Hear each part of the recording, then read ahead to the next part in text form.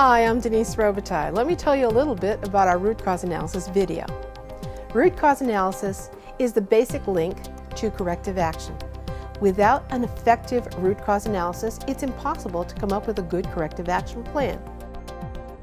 Enjoy this preview of Introduction to Root Cause Analysis with Denise Robitaille.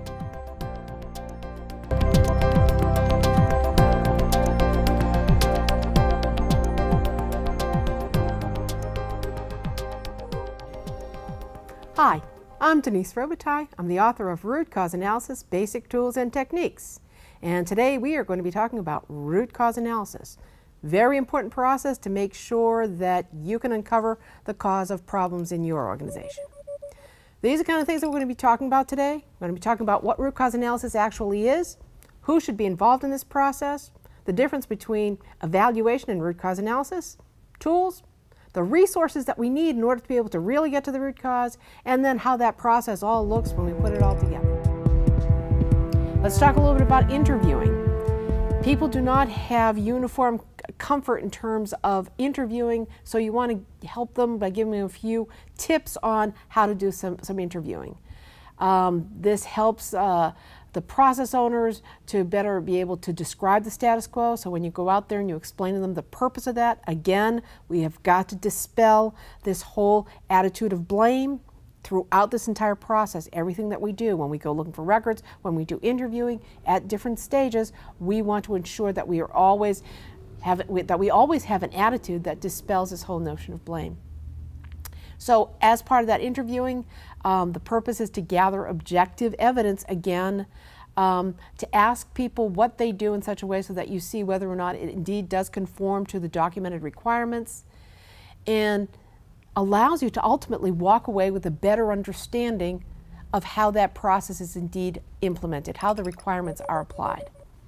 Some of the things that you want to ensure is that you inform people the purpose of your investigation. You tell them that you want to observe their work.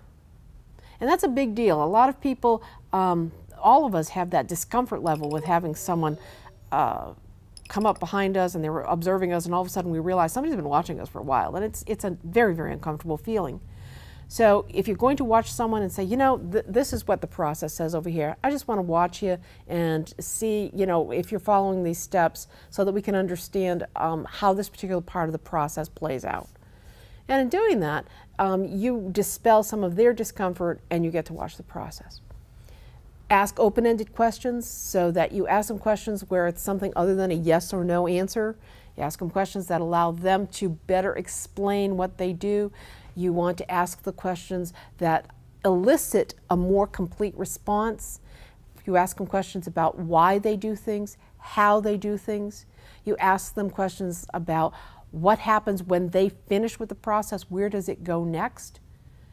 And all the way through this, make sure that you write down the answers.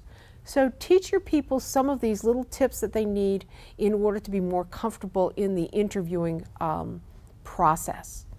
Also, give them this one additional tip, and that's to look directly at people when you're speaking with them, so that you don't, for example, start hearing what you want to hear rather than what they're actually telling you. This is what it might look like once it's populated.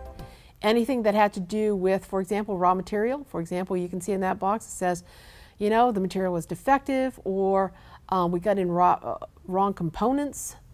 We had material that had an expired shelf life.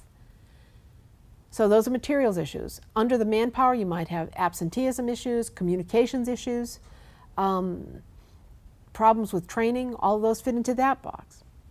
A little tip with this is that you might have things that might fit into more than one box. In that case, you put it into the box where it seems to make the most sense.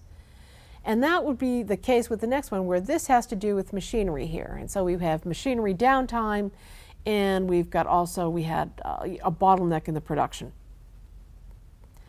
We might have something else that says, oh, the instruments on that piece of equipment are not reading properly.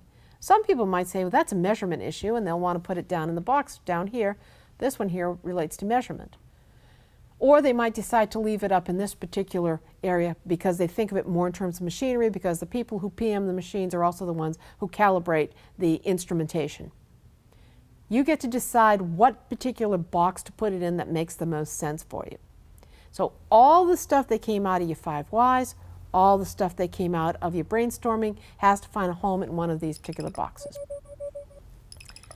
So for example, looking at this one, all the stuff that had to do with materials, here again we see that list where we've got issues having to do with whether or not it's environmentally sensitive, whether or not it exceeded its shelf life, whether or not it's the wrong component. But then the next thing beyond that is now we've said, okay, these are all the things that might have gone wrong, but then we need to say, where do we get the answers to those questions? Now we figure it out. We started out with this very free-forming investigation that said, you know, these are all the things that might have gone wrong. Then we've organized all of that. And now we ask the question, well, where do we go to get the information that's going to tell us whether or not what we have conjectured either is part of the problem or whether or not it is disallowed as part of the problem? For example, these are examples of all the records and documents that we might look to help us better understand whether or not that which we have conjectured is indeed part of the problem. So join us for root cause analysis. The Introduction to Root Cause Analysis training video is available at patentprofessional.com.